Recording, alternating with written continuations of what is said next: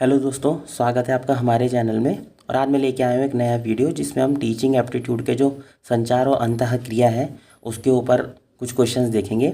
इसका पहला पार्ट मैं बना चुका हूँ, ये है इसका सेकंड पार्ट। तो आइए स्टार्ट करते हैं वीडियो को। तो हमारा पहला क्वेश्चन है कि कक्ष अंतः क्रिया का मुख्य उद्देश्य क्या है।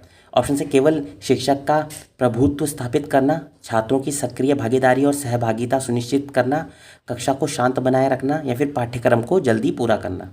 तो इसका जो राइट आंसर है वो है छात्रों की सक्रिय भागीदारी और सहभागिता सुनिश्चित करना।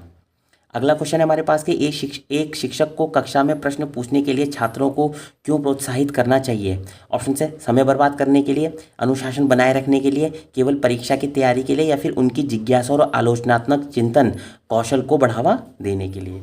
तो इसका जो राइट आंसर है वो है उनकी जिज्ञासा और आलोचनात्मक चिंतन कौशल को बढ़ावा देने के लिए। अगला क्वेश्चन है हमारे पास कि शिक्षण अधिगम प्रक्रिया में रोल प्ले विधि का उपयोग किस लिए किया जाता है। ऑप्शन है सैद्धांतिक ज्ञान प्रदान करने के लिए, सहानुभूति और सामाजिक कौशल विकसित करने के लिए, केवल नोट्स लिखवाने के लिए या फिर शिक्षक के कार्यभार को कम करने के लिए। तो इसका जो राइट आंसर है वो है सहानुभूति और सामाजिक कौशल विकसित करने के लिए। अगला क्वेश्चन है हमारे पास कि कक्षा में प्रभावी संचार के लिए सबसे बड़ी बाधा क्या हो सकती है। ऑप्शन से शिक्षक का पूर्वग्रह या छात्रों के प्रति नकारात्मक रवैया, पाठ्य पुस्तक की उपलब्धता, ब्लैक बोर्ड का उपयोग या फिर कम रोशनी। तो इसका जो राइट आंसर है वो है शिक्षक का पूर्वाग्रह या छात्रों के प्रति नकारात्मक रवैया। अगला क्वेश्चन है हमारे पास कि सक्रिय श्रवण में सुनने वाला व्यक्ति क्या करता है, यानी कि एक्टिव लिसनिंग है। ऑप्शन है वक्ता की बात को बीच में काटता है, संदेश को समझने के लिए अशाब्दिक संकेतों पर ध्यान देता है, केवल अपनी प्रतिक्रिया के बारे में सोचता है, केवल शब्दों पर ध्यान देता है। तो इसका जो राइट आंसर है वो है कि संदेश को समझने के लिए अशाब्दिक संकेतों पर ध्यान देता है।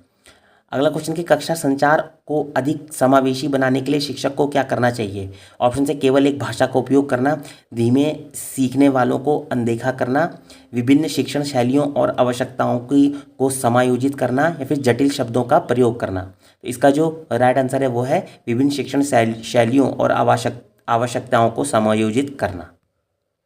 अगला क्वेश्चन है कि कक्षा में समूह चर्चा यानी कि ग्रुप डिस्कशन आयोजित करने का प्राथमिक लाभ क्या है।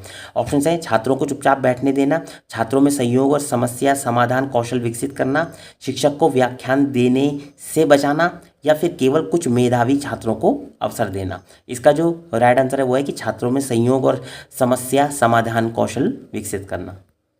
अगला क्वेश्चन है कि कक्षा में एक शिक्षक द्वारा आंख से संपर्क यानी कि आई कांटेक्ट बनाए रखने का क्या महत्व है। ऑप्शन है कि छात्रों के साथ जुड़ाव स्थापित करना और आत्मविश्वास व्यक्त करना, छात्रों को डराना, छात्रों को विचलित करना या फिर केवल एक छात्र पर ध्यान केंद्रित करना। तो इसका जो राइट आंसर है वो है छात्रों के साथ जुड़ाव स्थापित करना और आत्मविश्वास व्यक्त करना। अगला क्वेश्चन है कि छात्रों की ओर से मिलने वाला विलंबित फीडबैक किस प्रकार की कक्षा बाधा को दर्शाता है। ऑप्शन है शारीरिक बाधा, सिमेंटिक बाधा, मनोवैज्ञानिक बाधा या फिर समय बाधा। तो इसका जो राइट आंसर है वो है समय बाधा। अगला क्वेश्चन है कि कक्षा में शिक्षक द्वारा उपयोग किए जाने वाले दृश्य श्रव्य सहायक सामग्री किस प्रकार के चैनल के उदाहरण हैं। ऑप्शन है मौखिक चैनल के, बहुसंवेदी चैनल के, केवल लिखित चैनल के या फिर केवल एक तरफा चैनल। तो इसका जो राइट आंसर है वो है बहुसंवेदी चैनल यानी कि मल्टी सेंसरी चैनल। अगला क्वेश्चन है कि कक्षा संचार में पैरालिंग्विस्टिक्स किसे संदर्भित करता है। ऑप्शन है शब्दों का अर्थ, शब्दों के चयन का तरीका, आवाज़ की गुणवत्ता, पिच और स्वरमान जैसे पहलू या फिर शारीरिक भाषा। तो इसका जो राइट आंसर है वो है आवाज़ की गुणवत्ता, पिच और स्वरमान जैसे पहलू। अगला क्वेश्चन की कक्षा में एक शिक्षक की समीपस्थता यानी कि प्रॉक्सिमिटी या छात्रों के नज़दीकी खड़े होने की क्रिया किस प्रकार के गैर मौखिक संचार का हिस्सा है। ऑप्शन है क्रोनोमिक्स, हैप्टिक्स, प्रॉक्सेमिक्स या फिर काइनेसिक्स। तो इसका जो राइट आंसर है वो है प्रॉक्सेमिक्स। अगला क्वेश्चन है कि फ्लैंडर्स अंतःक्रिया विश्लेषण श्रेणी प्रणाली का प्राथमिक उद्देश्य क्या है। ऑप्शन है छात्रों के सीखने के स्तर को मापना, कक्षा में शिक्षक और छात्र के मौखिक व्यवहार का विश्लेषण करना, शिक्षक के वेतन का मूल्यांकन करना या फिर कक्षा में अनुशासन बनाए रखना। इसका जो राइट आंसर है वो है कक्षा में शिक्षक और छात्र के मौखिक व्यवहार का विश्लेषण करना। अगला क्वेश्चन है हमारे पास कि कक्षा में मस्तिष्क उद्दीलन तकनीकी का उद्देश्य क्या है। ऑप्शन से विचारों की आलोचना करना, केवल सही उत्तर खोजना, केवल एक समाधान पर ध्यान केंद्रित करना, या फिर किसी विशिष्ट विषय पर बड़ी संख्या में रचनात्मक विचारों को उत्पन्न करना। तो इसका जो राइट आंसर है वो है किसी विशिष्ट विषय पर बड़ी संख्या में रचनात्मक विचारों को उत्पन्न करना। अगला क्वेश्चन है हमारे पास कि कक्षा संचार में फिल्टरिंग का क्या अर्थ है।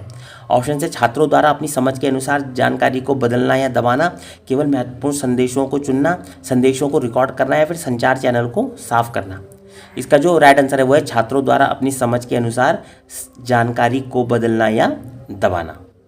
अगला क्वेश्चन है कि एक प्रभावी शिक्षक का गैर मौखिक संचार कैसा होना चाहिए। ऑप्शन से स्थिर और कठोर, मौखिक संदेश के साथ सुसंगत और पूरक, हमेशा आक्रामक, या फिर पूरी तरह से अनुपस्थित। इसका जो राइट आंसर है वो है मौखिक संदेश के साथ सुसंगत और पूरक। अगला क्वेश्चन है कि कक्षा में एक छात्र की चयनशील धारणा किस प्रकार की बाधा है। ऑप्शन से शारीरिक बाधा, मनोवैज्ञानिक बाधा, पर्यावरणीय बाधा, या फिर सिमेंटिक बाधा। तो इसका जो राइट आंसर है वो है मनोवैज्ञानिक बाधा।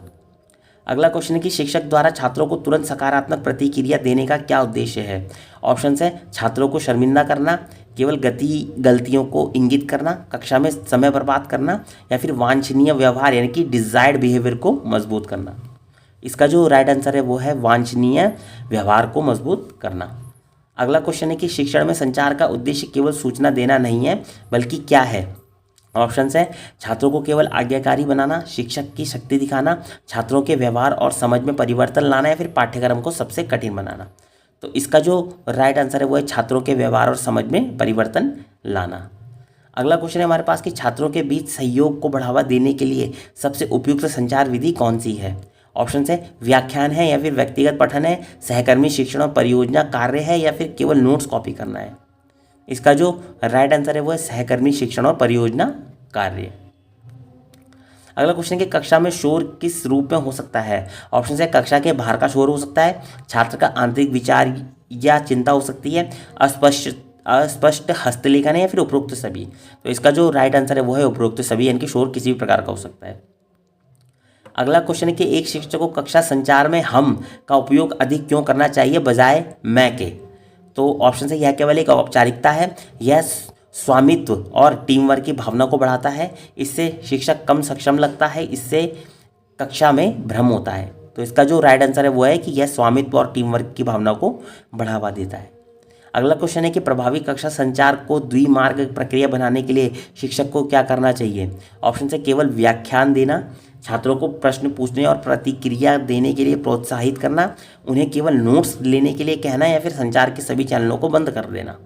इसका जो राइट आंसर है वो है छात्रों को प्रश्न पूछने और प्रतिक्रिया देने के लिए प्रोत्साहित करना। अगला क्वेश्चन है कि शिक्षण की किस विधि में संचार मुख्य रूप से नीचे की ओर होता है।